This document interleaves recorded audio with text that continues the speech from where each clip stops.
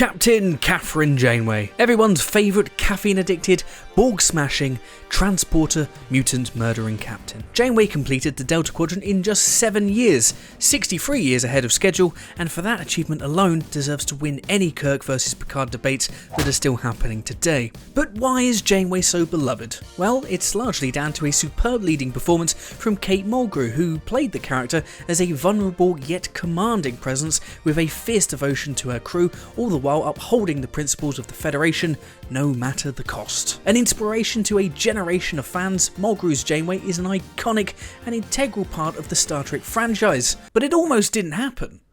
Not like we know it anyway. I'm Michael, aka the TrekLad, and this is the story of the 2-day Janeway. But before we begin, please take a second to like this video and subscribe to the channel for more weekly Star Trek and sci-fi videos and live streams. You can also support the channel and unlock exclusive perks and content by becoming a fan on Patreon. Head on over to patreon.com/TrekLad to join today. The year is 1994, and Star Trek is arguably at the height of its power with 2 series on air and an epic passing of the torch movie in Generations on the way.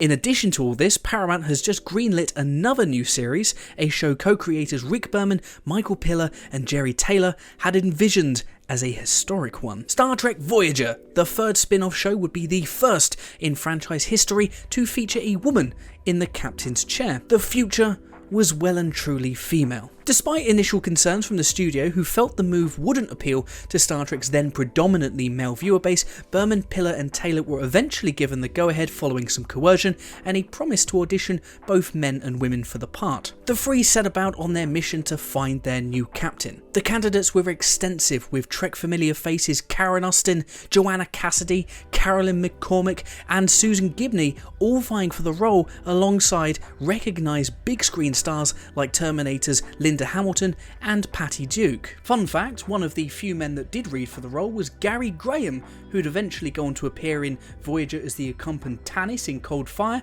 and more prominently in Enterprise as everybody's favourite Vulcan, Ambassador Saval. Also in the running at the time was Kate Mulgrew, but by her own admission she auditioned poorly, distracted due to some sort of hot Irish romance. No, not that one. Ultimately, the role wasn't won by any of these women, as Taylor and Piller were determined to pull off what they thought at the time was Star Trek's greatest casting coup in the form of award-winning French-Canadian actress Geneviève Bujold. Bujold, back in 1993, was best known for appearances in movies like Earthquake, Tightrope, David Cronenberg's Dead Ringers, and for her award-winning performance in Anne of the Thousand Days. She was seen at the time as the marquee name Voyager needed for viewers as well as legitimacy with the critics, but she wasn't easy to get. Bujold refused to audition traditionally like the rest of the hopefuls, but was still offered the role by a blinkered Taylor and Piller, who made the offer even sweeter with a 26-episode guarantee. After making her pursuers sweat over a weekend,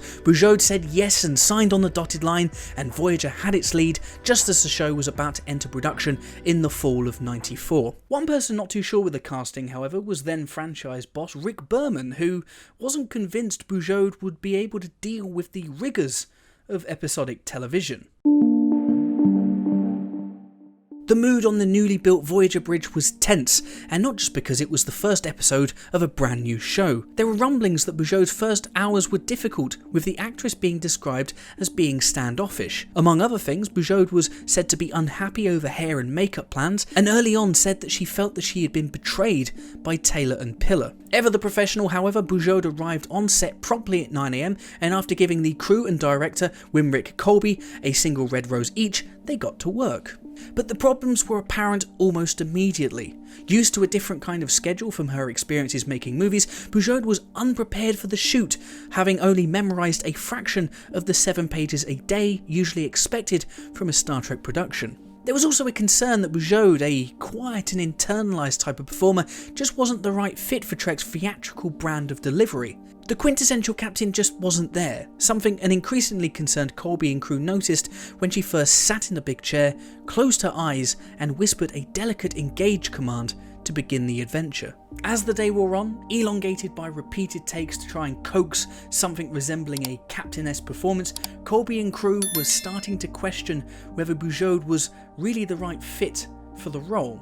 and they weren't alone. Day 3 of production, and Bujold's second would ultimately be her last. Things just weren't working. Already starting late due to the previous day's shooting running over, the first shot, one featuring Janeway and Tuvok in her ready room, took over 20 takes, with Colby frustrated by Bujold's uncomfortable performance and lack of chemistry with Tim Russ. Bujold herself wasn't feeling it, reportedly grimacing at the conclusion of a take before announcing to the set during a break that she didn't feel it was working and that she didn't think she was right for the part.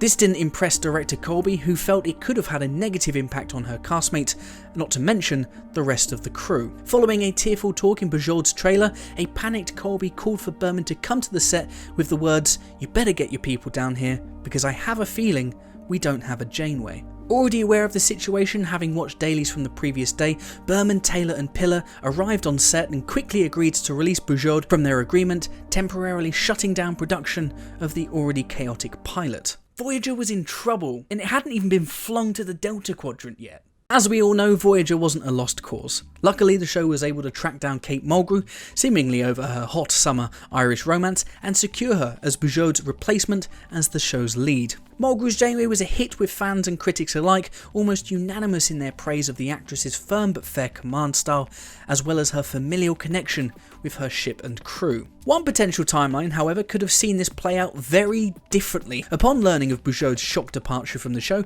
Nana Visitor made an audacious plea to Berman, offering to take the captain's role in addition to her obligations to Deep Space Nine. What a sight that could have been. As for Bujold, she thankfully bounced back from what was almost certainly a confidence-shaking experience, returning to movies with her most recent appearance coming in 2008. With the exception of 2 TV movies produced back in 2000, Bujold to date has never returned to small screen productions. Having seen what little footage there is, there's no doubt that Bujold got off to a bad start. Her laid-back, almost Vulcan approach was a major departure from the leading types not just seen on Star Trek, but most similar productions being made at the time. I think it's unfair to call her performance crap, however. It's just very different to what we know and expect from our captains. We'll never know if Bujold could have adapted to the role. After all, we've seen Trek actors grow into their characters plenty of times in the past. In any case, I think Bujold deserves some credit for recognising her struggles and stepping away early for her own health and happiness. She didn't need to, mind you, as she did have the guaranteed episodes contract, and it's unlikely Voyager would have survived if Bujold had gutted it out and stepped off later on in the show's run. So when you think about it like that, we should probably thank her. And that's the story of the 2-day Janeway.